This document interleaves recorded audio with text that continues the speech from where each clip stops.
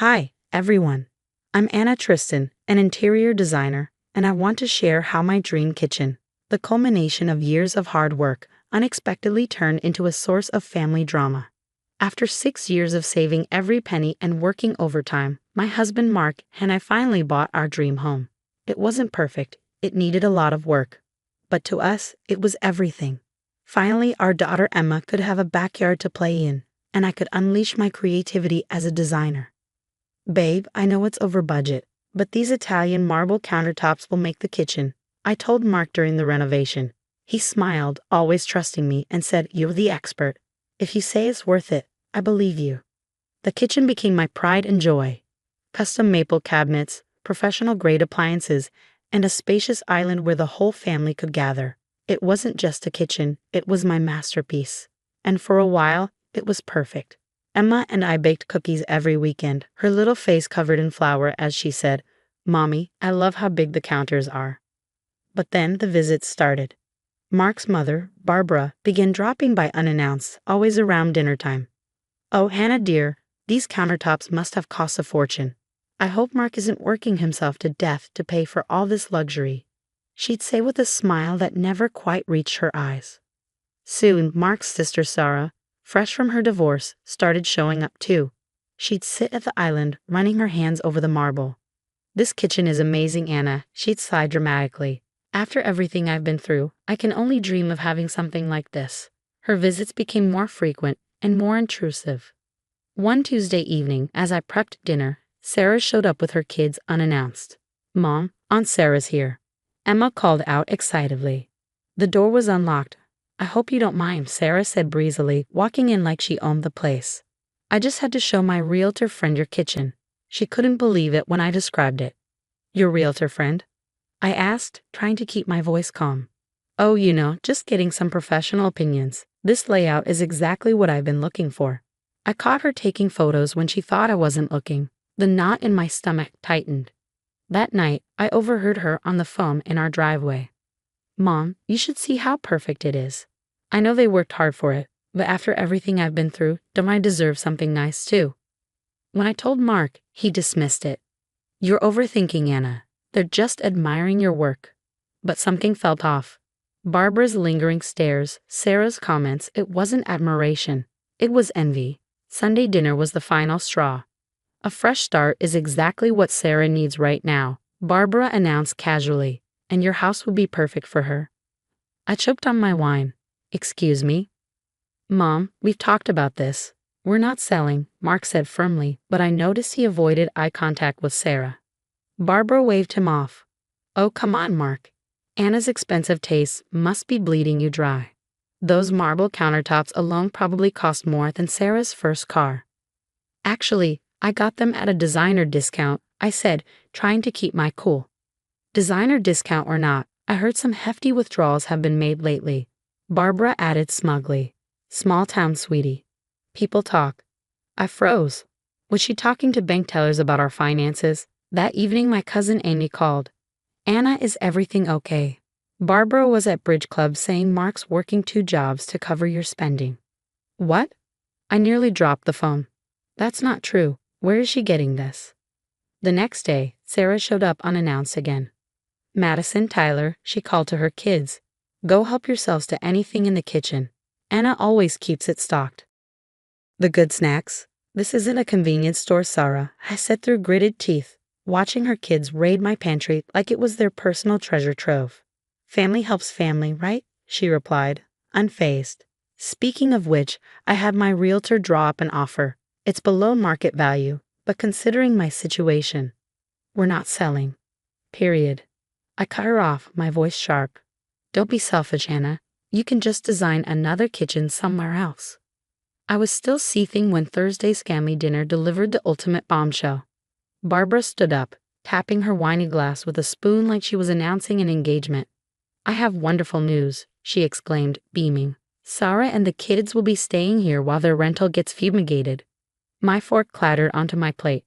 "Absolutely not. It's just for a few weeks," Sarah chimed in, clearly delighted. "The kids already picked their rooms." "You did what?" My voice trembled with anger. Mark finally found his voice. Mom, Sarah, you can't just decide these things without asking us. Oh, honey, Barbara said, feigning hurt. I knew Anna would overreact. This is why everyone says she's so materialistic. Heaven forbid she share her precious kitchen. Get out, I whispered, my voice shaking. Then louder, get out of my house. Barbara dabbed her eyes with a napkin, playing the victim. See how she treats family, Mark? Your sister needs help and your wife only thinks about herself. That night, Mark and I had our first real fight about his family. Maybe we could help them out for just a few weeks, he suggested hesitantly. Are you serious? They're manipulating you. Can't you see that?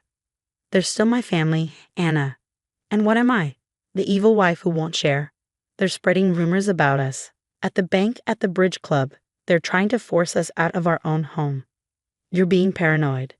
No, I'm being smart. This isn't about helping Sarah. This is about taking what's ours. I stormed upstairs, slamming the bedroom door behind me. My mind raced. I needed proof, something concrete to show Mark what his mother and sister were really up to. The next morning, as I rifled through my jewelry box, my heart sank. What do you mean my tennis bracelet is missing? I muttered to myself. Worse, our house documents had vanished too. After a sleepless night, I called Linda, a private investigator a colleague had recommended. The retainer fee is steep, Linda warned during our coffee meeting. I don't care, I said. Something's not right, and I need to know what it is. 2 weeks later, Linda called. You better sit down for this, she said. Remember Sarah's sob story about her ex-husband David being a controlling jerk? Yeah, I said cautiously. Well, turns out it's the other way around. She was embezzling thousands from their business accounts. David agreed to a quiet divorce in exchange for dropping the charges. I felt sick. There's more, Linda continued. Your mother-in-law and sister-in-law have a history. Remember Aunt Patricia's house? The one Sarah lived in briefly before it was sold. Mark said Patricia wanted to help Sarah get back on her feet.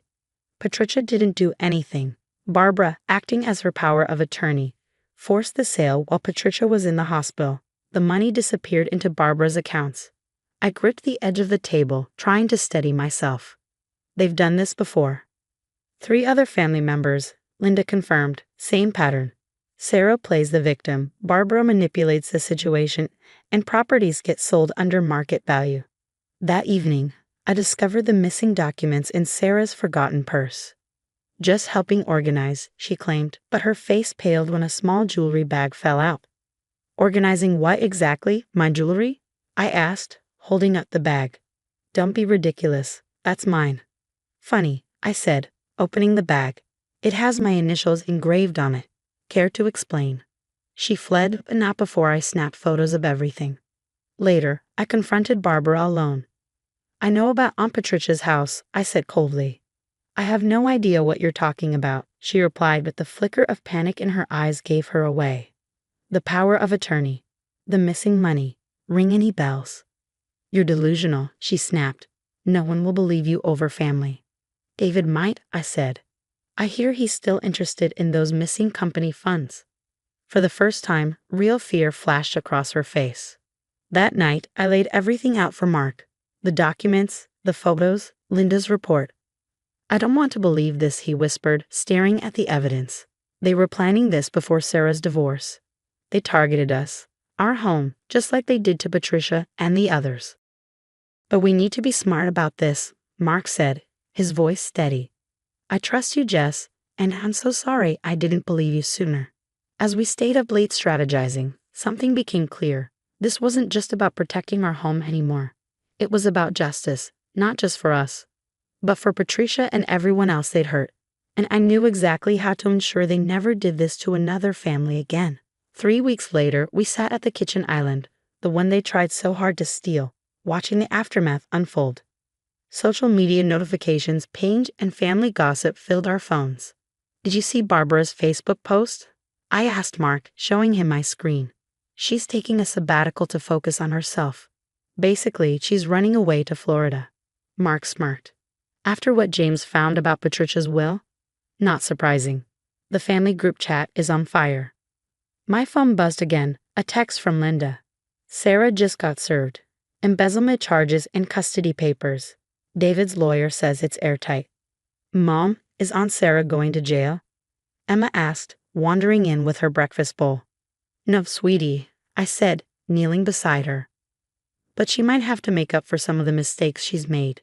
The doorbell rang. Standing there was Barbara, looking desperate. Please, he begged. You have to help Sarah. She can't lose the kids. We're family. Mark stepped forward, his voice calm but firm. Family? Family doesn't steal. Family doesn't manipulate. Family doesn't try to force people out of their homes. I was only trying to... To what, Mom? Mark interrupted. Steal another house? Like you did to Aunt Patricia. That was different, Barbara snapped, her tone defensive. Get out, Mark said quietly, and don't contact us again. Later that evening, Amy called with updates. Sarah's kids are staying with David now, she said. She's facing serious charges, and no one in the family is willing to help her. Oh, and Barbara's been kicked out of her bridge club. Apparently, stealing from your elderly aunt doesn't sit well with polite society. Months passed. My design business thrived. Turns out, showcasing my dream kitchen attracted high-end clients. Mark got promoted, and Emma's grades improved now that the house was free of toxic drama. One evening, while I was prepping dinner, Mark wrapped his arms around me from behind. Thank you, he said softly, for fighting for us, for seeing what I couldn't. We fought together, I replied, leaning into him. That's what real family does. Cookie time, Emma called, skipping into the kitchen with a smile. As I watched my husband and daughter laugh together, surrounded by the kitchen I poured my heart into, I realized we gained something far more valuable than just keeping our home. We'd found our strength, our truth, our peace. No toxic family members required. What about you? Would you have exposed Sarah and Barbara's schemes right away or waited to gather more evidence like I did? Sometimes staying quiet reveals people's true colors, but it can also mean enduring more pain. Drop your thoughts below.